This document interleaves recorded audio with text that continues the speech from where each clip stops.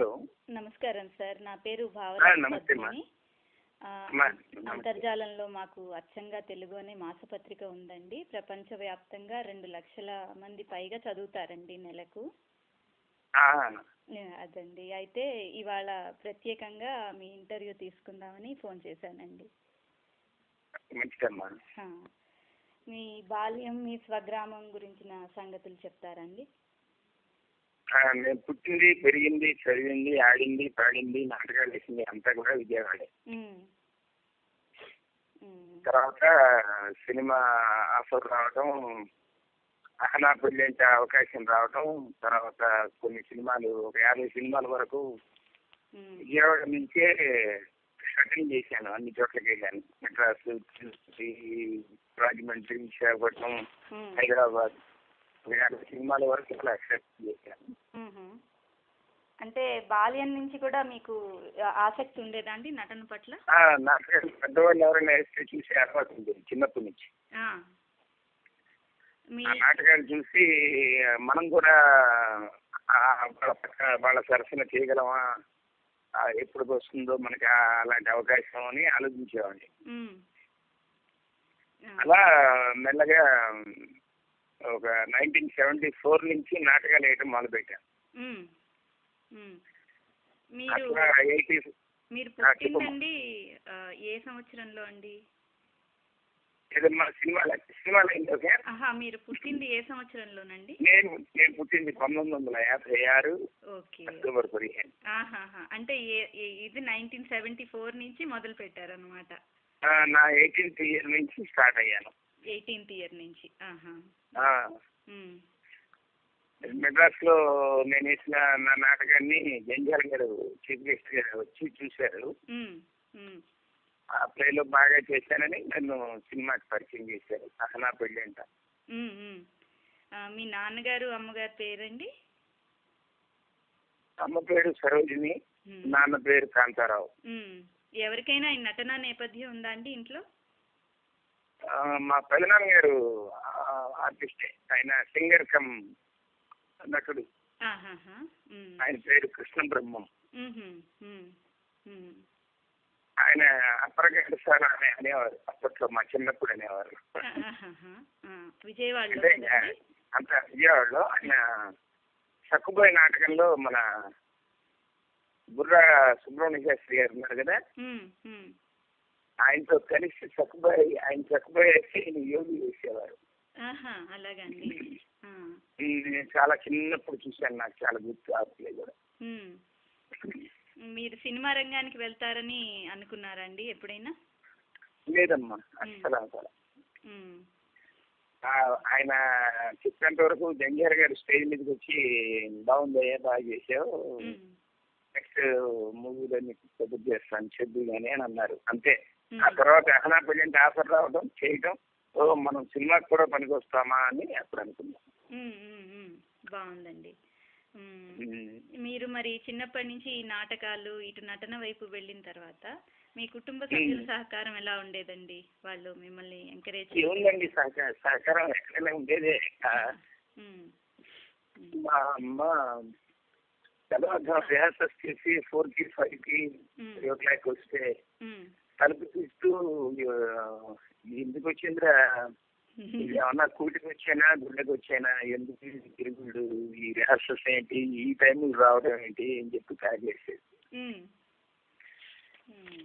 మరి ఇదే నాకు కూటికి వచ్చింది, గుళ్ళకి వచ్చింది, ఊరికి వచ్చింది. బాగుందండి, బాగుంది.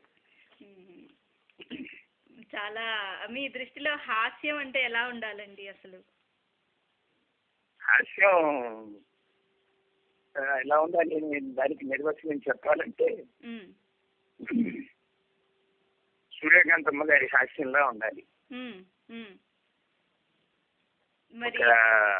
ఆ హాస్యం కాలాలు మారినా ప్రతి సమయం ఎంజాయ్ చేసే విధంగా ఉండాలి. అన్ని తరాలు ఎంజాయ్ చేసే విధంగా, అన్ని తరాలు అన్ని కాలాలు చూసే విధంగా ఉండాలి. సహజంగా ఉండాలి. దాని మీద మక్కువ కలగాలి, దాని మీద ప్రేమ ఉండాలి. అంటే ఆ హాస్యాన్ని ఆస్వాదించే చక్కటి సున్నితంగా ఉండాలి, సన్నిహితంగా ఉండాలి. కానీ సూర్యకాంతం గారు ఎక్కువ పెద్దవాళ్ళు ఎంతో మంది నిరూపించారు. వాళ్ళ హాస్యాలు సినిమాకి అందించినవి కానీ, వేదిక మీద అందించినవి కానీ వాళ్ళ నుంచి చాలా చాలా చాలా మనం ఆస్వాదించాం, ఆనందించాం. మీ అభిమాన మరి హాస్య నటులు ఎవరండి? సూర్యకాంతమ్మ గారేనండి. ఆవిడంటే మహా ఇష్టం. గయ్యాళి అత్తగారి పాత్రల్లో ఎక్కువ కనిపించేవారు కదండి.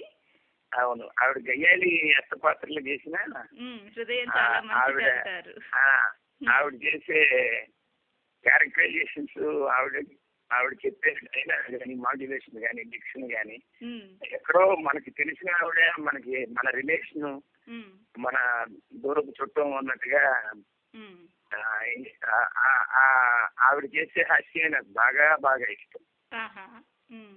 మొత్తం ఆవిడ ప్రత్యేకంగా మీకు గుర్తున్న పాత్ర ఏ సినిమాలో పాత్ర ఇష్టం అండి? ఎవరిదమ్మా? సూర్యకాంతం గారిదండి. ఆవిడది అల్టిమేట్ గుండమ్మ కదా. గుండమ్మ కదా, బాగుంది. ఇంకా చాలా సినిమాలు ఉన్నాయి. అన్నపూర్ణ పిక్చర్స్ ఫిలిమ్స్ చాలా మంచి మంచి సినిమాలు ఉన్నాయి. వెలుగు నీడలు, డాక్టర్ చక్రవర్తి, ఒకటి కాదులేండి ఆవిడ చేసిన అన్ని సినిమాలు. అన్నపూర్ణ పిక్చర్స్ లో చాలా మంచి క్యారెక్టర్స్ చేసింది. అలాగే విజయవారి సినిమా మాయాబజార్ జగద్గురి తల్లిగా చేసింది. అలాగే ప్రసాద్ ఆర్ట్ ప్రొడక్షన్స్ సినిమాలన్నింటిలోనూ మంచి వేషాలు చేశారు. కులగోత్రాలు ఒకటి. ఏదైనా సహజంగా ఉంటాయి, అవి చూడాలనిపించేట్టుగా ఉంటాయి. ఎన్నిసార్లు చూసినా బోర్ కొట్టకుండా ఉంటాయి.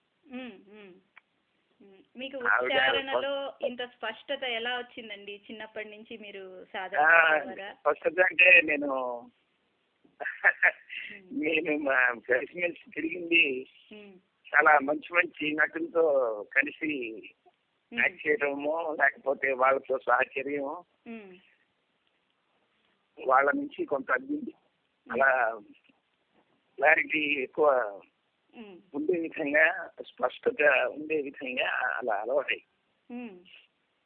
అది నాదే మార్క్ అని చెప్పుకునేటంటే అందరి సాంగత్యం, మంచి మంచి నటుల సాంగత్యంలో కొంత అలా అలవాడింది, అబ్బింది. ధాటి కూడా ఉండాలి కదండి మరి ఉచ్చారణకి, డైలాగులు గుర్తు పెట్టుకోవడం, ఆ ధాటి ఇవన్నీ దీనికి చాలా సాధన కావాలి కదండి. సాధన కావాలి, ప్రేమ ఉండాలి, వాటి మీద మక్కువ ఉండాలి. మెయిన్ చెప్పాలి, మనం మాడ్యులేట్ చేసి చెప్పాలి, స్పష్టత ఉండాలి. అన్నిటిని మించి చెప్పే భావంలో క్లారిటీ వచ్చే విధంగా ప్రవర్తించాలి, మాట్లాడాలి, అందరికీ రీచ్ అయ్యే విధంగా డైలాగ్ క్లీన్ చేసుకోవాలి అనే భావం అలా చిన్నప్పటి నుంచి అలా చూసిన నాటకాలు కావచ్చు, చేసిన నాటకాలు, వీధి నాటికలు, హాస్య ప్రయత్నాలు ఏవైనా కానీ ఎవరు చేసిన అయినా ఆ ఇన్స్పిరేషన్ ఉంటుందండి, ఆ స్ఫూర్తి ఉంటుంది. నేనే అలా ట్యూన్ అయ్యాను, నేనే చాలా నేర్చుకొని చేసుకున్న సొంత ఇది అని చెప్పడం కరెక్ట్ కాదు. అది అందరి ఇది ఉంటుంది, మన మీద అందరి ప్రభావం ఉంటుందండి, డెఫినెట్ గా ఉంటుంది. మీరు ఇన్ని పాత్రలు చేశారు కదా, మీకు బాగా తృప్తిని కలిగించిన పాత్ర ఏదన్నా చెప్తారా? తృప్తి అంటే సినిమా పరంగానే అండి? సినిమా పరంగా, స్టేజ్ పరంగా? సినిమా పరంగా అండి. సినిమా పరంగా తృప్తి ఉందండి. చేసిన మేరకు ఉన్న వాటిలో బెస్ట్ అలా చెప్పుకోవాలి, కానీ ఇంకా బాగా చేయాలి అని నా భావం. కృష్ణారెడ్డి గారి సినిమాలు రాజేంద్రుడు, మాయలోడు, యమలీల, ఈ సినిమాలన్నీ, అలాగే మా గారి సినిమా పేకాట పాపారావు అనే ఒక ఫిల్మ్, రాజేంద్ర ప్రసాద్ హీరో. అవునండి. అలాగే రైలింగ్ నరసింహరావు చేసిన పెళ్ళానికి ప్రేమలేఖ, ప్రియురాలి శుభలేఖ. అవును అవును. రాఘవేంద్ర గారి అన్నమయ్య, ఇలా మన సాగర్ డైరెక్షన్ లో కృష్ణ గారి హీరోగా అమ్మకుండా, అలాగే అరుణ్ ప్రసాద్ అని గురించి కోటరామకృష్ణ గారి కో డైరెక్టర్ గా చేసి డైరెక్ట్ చేశారు. గౌతమ్ ఎస్ఎస్సి అనే సినిమా అండి. అవునండి. చదువు మీద సంబంధించిన కథ అది. ఇంట్రెస్ట్ ఉండదు చదువు మీద హీరోకి. అది హీరోకి ఇంట్లో అందరూ కూడా చాలా పెద్ద పొజిషన్ లో ఉంటే హీరోకి ఈ అబ్బాయి ఒకటే కంటిన్యూస్ ఫెయిల్ అనమాట. దాని మీద అతను మెకానిక్ ఒక బైక్ కి సంబంధించిన మెకానిక్ తెలుసుకొని ఐఏఎస్ పాస్ అయ్యి తల్లిదండ్రులకి పేరు తెస్తాడు. అదో మంచి సినిమా. దానిలో కూడా నా మంచి క్యారెక్టర్. అవునండి. ఈ అమృతం సీరియల్ అంటే మా అందరికి చాలా ఇష్టం అండి. అసలు వదలకుండా చూసేవాళ్ళము. అంటే ఇప్పుడు సీరియల్స్ లో ఉన్న పెద్ద లోపం ఏంటంటే అత్తగారు లేకపోతే కోడలు లేకపోతే బోలెడు అంతమంది విలన్లు ఇంతమంది ఉన్న సీరియల్స్ వస్తున్నాయండి.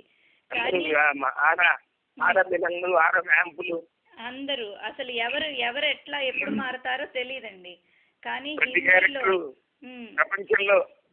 ప్రపంచంలో ఇంత విలనిజం, ఇంత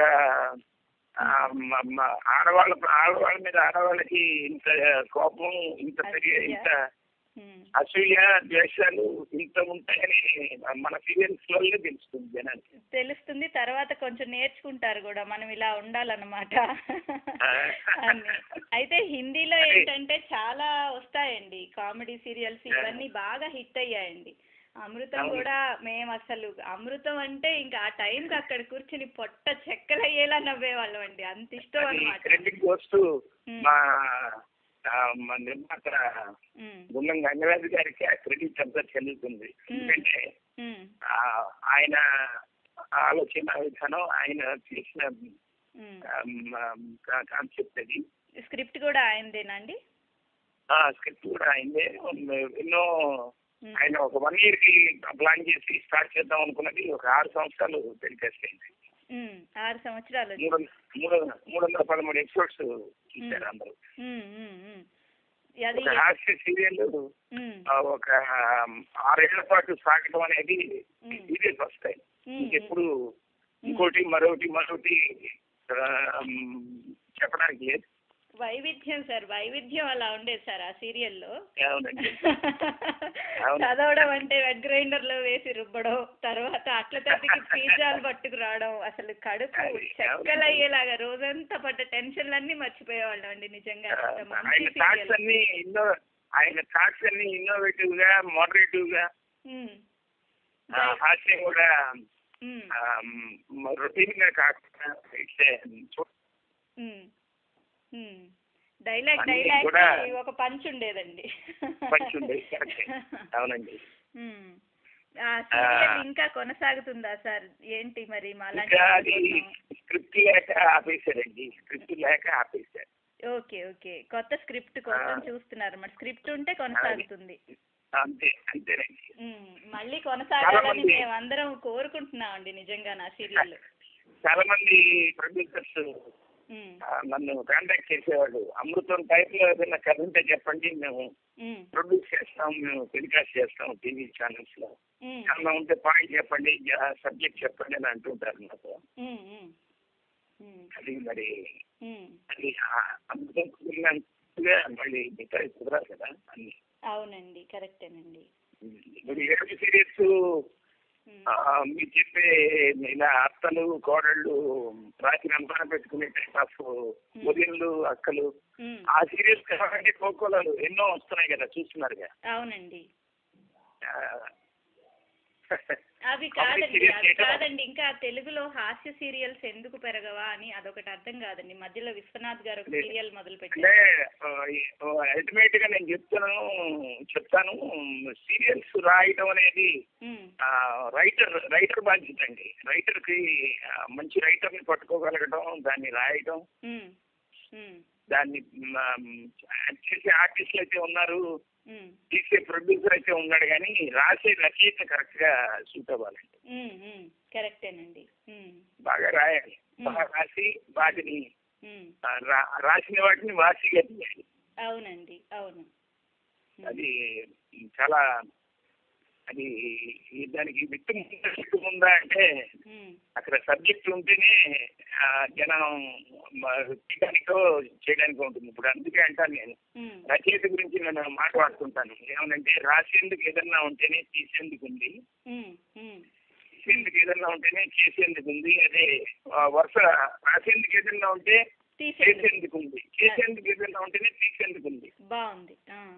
తీసేందుకు ఏదన్నా ఉంటేనే చూసేందుకు ఉంది, చూసేందుకు ఏదన్నా ఉంటేనే చెప్పుకునేందుకు ఉంటుంది. బాగుందండి. అల్టిమేట్ రచయిత గొప్పవాడు నా దృష్టిలో. ఎన్నన్నా చెప్పండి, ఆ దృష్టికి ఒక కథ, ఒక పాయింట్ దొరికితేనో, ఒక డైలాగ్ కుదురుతున్నాం, చేసే డైరెక్టర్ కి ఒక లైన్ దొరికితే చేసేస్తాడండి. కానీ రాసేందుకు అక్కడ విషయం ఉంటేనే కదా ఏదన్నా. అవునండి, అవును, కరెక్టే. అట్లా విషయం ఉంటేనే రచయిత నా దృష్టిలో అల్టిమేట్ గా నెంబర్ 1 పొజిషన్. అవునండి, అది రచయితే ఫస్ట్ పీఠం, అతనికి ఆయనకి ఇవ్వాలి ఫస్ట్ ఛాన్స్. ఈ అమృతం సీరియల్ కాండి మీరు 3 సార్లు నంది అవార్డులు గెలుచుకున్నారు కదా? అమృతం ఒకటి, తర్వాత ఈటీవీలో వచ్చిన రమేష్ అని 95 ఒక సీరియల్ వచ్చింది.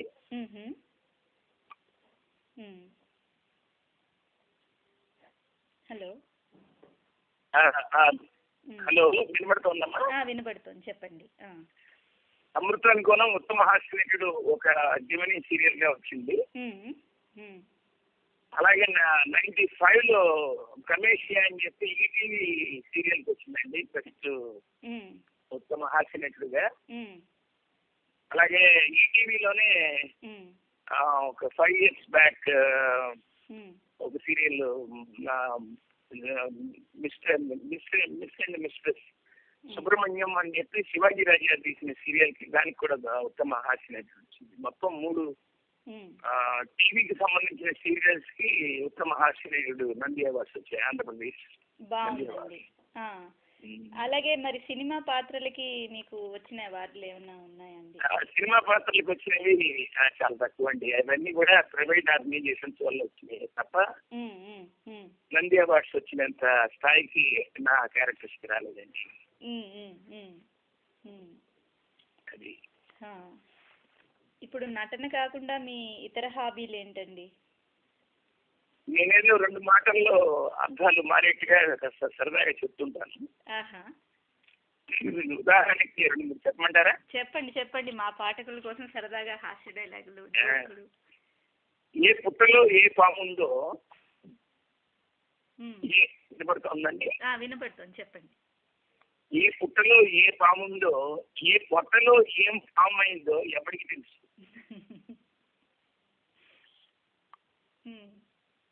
ఏమండి,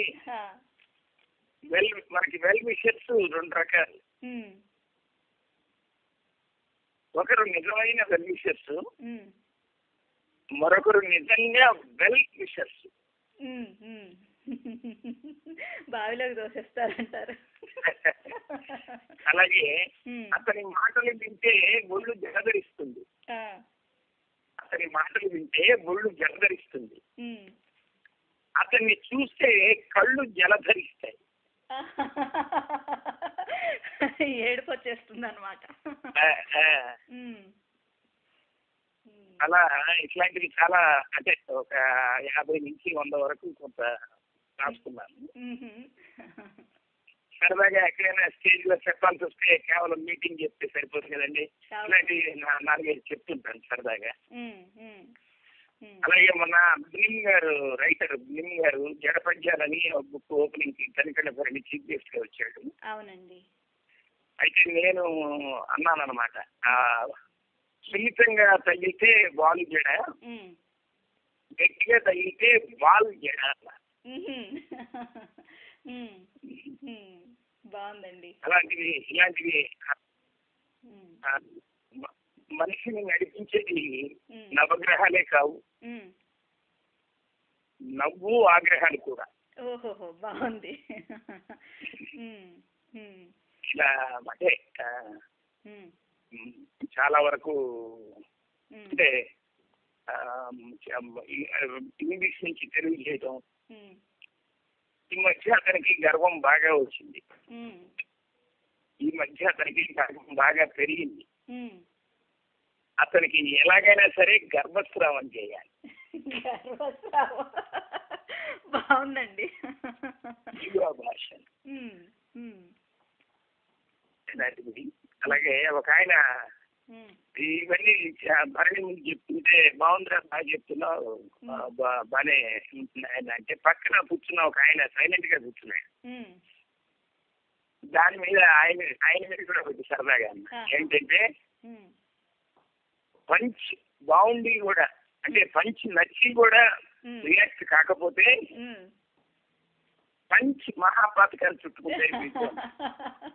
బాగుందండి. పంచమహాపాతకాలు. అదే పంచ్ మహాపాతకాలు చుట్టుకుంటాయి మీకు అంట. బాగుందండి. ఇట్లాంటి ఆలోచన విధానం ఇలాంటివి రాసుకోవడం సరదాగా. మనం రాసిన దానిలో కవిత్వం చాలా ఉంది అని చెప్పాలని కాదు, రెండు మాటల్లో అర్థాలు మారిపోయి మాట్లాడతాం. బాగున్నాయండి, ఇది బాగుంది చాలా. ఇవన్నీ ఇలా ఒక 100 అయిన తర్వాత చిన్న బుక్లెట్ లా తయారు చేయాలనేది ఒక కోరిక. చాలా బాగుందండి, తప్పకుండా. ఇప్పటికి ఎన్ని రాశారండి ఇలాగా? ఒక 70 అండి. బాగుందండి, బాగుందండి. ఫిల్టర్ చేసి బెటర్ గా ఉండేట్టుగా చూసి అన్ని బాగానే ఉన్నాయనుకోకుండా బాగా బాగుంది వాటిని పెట్టేట్టుగా స్వీయ విమర్శ అన్నమాట మొత్తం చూసుకుని ఉండాలండి. మనం చేసింది మన రాసింది చాలా బాగుందని మనకు బాగుంటుంది కదా. అవునండి. ఏదైనా సరదాగా ఒక జంధ్యాల సినిమా డైలాగ్ ఏదన్నా చెప్తారా? జంధ్యాల సినిమా డైలాగ్ చెప్తాను, చెప్తాను. బాగుంటుంది. అక్కడికి వెళ్ళాలంటేనే ఫ్రస్ట్రేషన్, అక్కడికి వెళ్ళాలంటే ఫ్రస్ట్రేషన్. తప్పనిసరి మళ్ళీ వెళ్ళాల్సి వస్తే ఫ్రస్ట్రేషన్ అని ఫీల్ అయ్యి వెళ్తే సరి.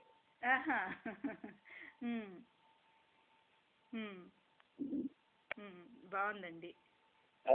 సాధారణంగా నటుల మధ్య జలసి ఉంటుంది, కానీ ఆ జలసి అనే జలాన్ని మేము చీర వదిలిపెట్టాం. ఓహో, బాగుంది.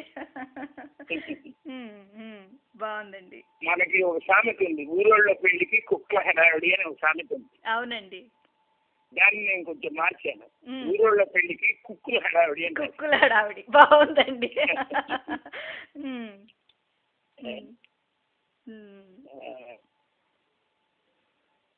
జోక్ నచ్చేట్టు చెప్తే టైం పాస్, నచ్చేట్టు చెప్పలేకుంటే టైం పాసు. Time pass. బాగుంది. ఇతనికి బాగా చెప్పగలిగే వాక్చాతుర్యం ఉంది అన్నాడు, మరి మీకు అన్నాడు. నాకు కూడా ఉంది వాక్చాతుర్యం అని నన్ను చెడిపోయాడు అక్కడి నుంచి.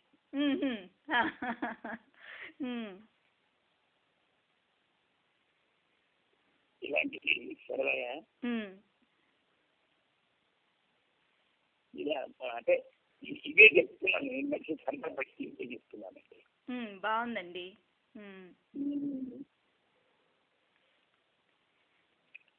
జనరల్గా డైలాగ్ ఉందండి, మాకు నా పేరెంట్ తెలిసింది అందరికి.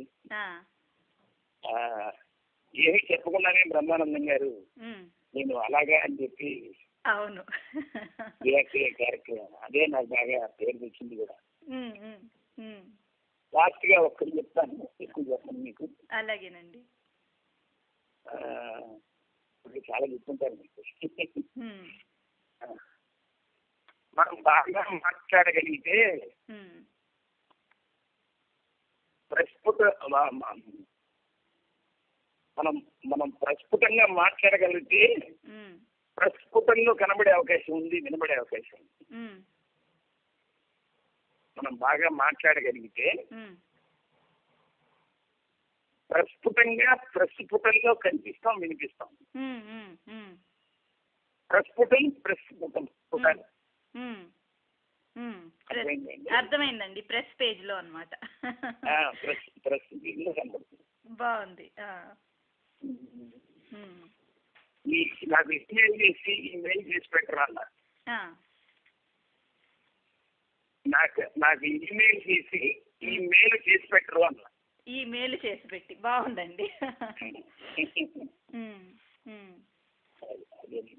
అదండి. ఇక నటన కాకుండా ఇంకా మీ ఇతర హాబీలు ఏమున్నాయండి?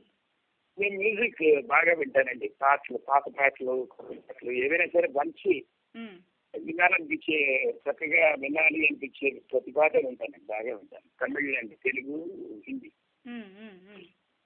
పాత పాటలు అయితే బాగా ఇష్టం. అది హిందీ అయినా తమిళ్ అయినా ఏమైనా వింటాను, చూస్తాను కూడా. తమిళ్ మీకు వస్తుందా అండి? కొంత పర్లేదు, కొంత. బాగుందండి. ఇప్పుడు ఒకసారి తారగా ఒక్కసారి మెరవడం చాలా తేలిగ్గా ఉందండి. అంటే ఇప్పుడు ఎలా అంటే హీరో గాని హీరోయిన్ గాని ఒక సినిమానో 2 సినిమాలో చేసి వెళ్ళిపోతున్నారండి. ఒక్కసారి మెరవడం వాళ్ళకి తేలిగ్గా ఉంది, కానీ తారగా వెలుగుతూ ఉండడం చాలా కష్టంగా ఉందండి. అవునండి. ఇట్లా సినీ రంగంలో ఒడిదుడుకులు ఎలా ఉంటాయి అటువంటి వాళ్ళకి? అన్ని చూస్తూనే ఉన్నాం. పొద్దునే వెళ్ళి అమ్ముకుంటారంటే వీటన్నిటికీ మార్నింగ్ లేవగానే హైదరాబాద్ ఇవాళ వచ్చామన్న భావంతో లేస్తాం. ఆర్టిస్ట్ గా మన లైఫ్ ఇప్పుడే స్టార్ట్ చేసాం అన్న భావంతో దినచర్య మొదలవుతుంది. సో ఈ ఒడిదుడుకులు ఇవన్నీ కూడా అందరికి ఉండేవి. సక్సెస్ ఉన్నప్పుడు ఒక స్థాయి, గ్యాప్ వచ్చినప్పుడు ఒక స్థాయి, కొత్త తరం వచ్చిన తర్వాత పాత తరం కొంచెం వెనకబడడం అన్ని కామన్ అండి. వాటన్నిటినీ కూడా కొంచెం ఫేస్ చేస్తుండాలి. వాటన్నిటికీ ఎకష్టం అవుతుండాలి, అలవాటు అవుతుండాలి కొంత. అవునండి, సహజం. మా కొత్త నీరు పాత నీరు ఎప్పుడు వస్తూనే ఉంటాయి, పోతూనే ఉంటాయి అనే సామెతని తెలియదే ఉంది. అవునండి.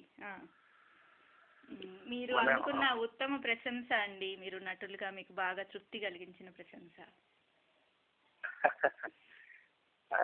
బాగా తృప్తి అంటే మీరు అన్నట్టు ఇందా నుంచి చెప్పినట్టుగా అమృతం సీరియల్ కి నాకు మంచి పేరు వచ్చింది. అవునండి. ఒక సినిమాలో రాని, ఒక ఇన్ని సినిమాలు చేస్తే రాని పేరు ఒక సీరియల్ కి వచ్చేసింది. అంత బాగా మెచ్చుకుంటారు. అవునండి. బాగా అది మంచి, దానికి వచ్చినంత రిపోర్ట్ దేనికి నేను ఎదురు చూడాలి. బాగుందండి. ఇప్పుడు భావి నటులకి మీరు ఇచ్చే సందేశం? భావి నటులకి నేను సందేశం ఇవ్వాల్సిన అవసరం లేదండి. ఎందుకంటే వాళ్ళు ఐక్యూ, వాళ్ళ ఆలోచన, వాళ్ళు చాలా బాగా బ్రిలియంట్ ఆర్టిస్టులు వస్తున్నారండి.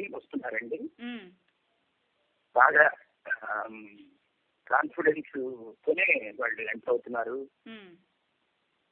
వాళ్ళకి చెప్పాల్సిన పని లేదు. ఎందుకంటే వాళ్ళందరూ కూడా అవకాశాలని ప్లస్ కామెడీ అన్ని తెలుసుకుని వస్తున్నారండి. అదే, కానీ ఒక్కొక్కసారి నిరాశకు గురవుతూ ఉంటారు కదా, ఏ కళారంగంలో ఎవరికైనా ఒకసారి మెరిసిన నిరాశకు గురవుతూ ఉంటారు. అటువంటప్పుడు మీరు మీ అనుభవపూర్వకంగా మీరు తెలుసుకున్న దాంతో వాళ్ళకి ఇచ్చే సందేశం ఏంటి? వాళ్ళకి పని లేదండి. ఎందుకంటే ఇంత ప్రపంచంలో ఇంత ఈ మాదిరిగా సినిమా ఇండస్ట్రీ కానివ్వండి, టీవీ ఇండస్ట్రీ కానివ్వండి, స్టేజ్ కానివ్వండి, ఇంత పెద్ద ప్రపంచంలో ఇన్ని అవకాశాలు చేజిక్కించుకుని ఇంతకాలం ఒక 5 ఏళ్ళు 25 ఏళ్ళు 30 ఏళ్ళు ఉమ్, చేయగలిగే అవకాశం మనకి దక్కిందని సంతోషపడాలి తప్ప ఉమ్, మన లైఫ్ లాంగ్ ఒక రేలంగి గారి లాగా ఉమ్, ఒక అల్లు రావణి లాగా 50 ఏళ్ళు కృషి చేయడం సూర్యకాంతమ్మ గారి లాగా ఇట్లా ఉమ్, వాళ్ళకంటే వాళ్ళకి తెలియదు. వాళ్ళు దే ఆర్ ఉమ్, స్టాల్వర్స్, వాళ్ళందరూ దే ఆర్ గ్రేట్ పీపుల్. ఉమ్, వాళ్ళకి గోల్డెన్ ఎరా, వాళ్ళకి ఎంతో గొప్ప డైరెక్టర్స్, గొప్ప రచయితలు, గొప్ప దర్శకులు. ఉమ్, ఉమ్, ఆ కాలాన్ని బట్టి వాళ్ళకి అంత గోల్డెన్ ఎరా ఉంది. ఉమ్, ఉమ్, ఉమ్, ఇప్పుడు ఏంటంటే లేదని కాదు, ఉమ్, దీన్ని ఇవాళ ప్రూవ్ చేసుకోవడం ఇంకా కష్టం అంటాను నేను. ఉమ్, అవునండి. నేను దానికే అంటాను, ప్రూవ్ చేసుకుంటే సరిపోదు, ఇంప్రూవ్ చేసుకోవడం కూడా అవసరం అంటాను. అవునండి, చాలా బాగుందండి. ఇంప్రూవ్ చేసుకుంటూనే ఉండాలండి నిత్య విద్యార్థిలాగా, ఇది తప్పదండి. అవునండి, అదేనండి. అవునండి. ఉమ్. చాలా సంతోషం అండి. మా మా అమ్మా, సంగ thank you, Telugu thank you. పాఠకుల కోసం అమూల్యమైన మీ సమయం ఇచ్చారు. థ్యాంక్స్ అమ్మా. థ్యాంక్స్ అండి, చాలా సంతోషం అండి. ఉంటానండి. నమస్తే అండి. నమస్తే.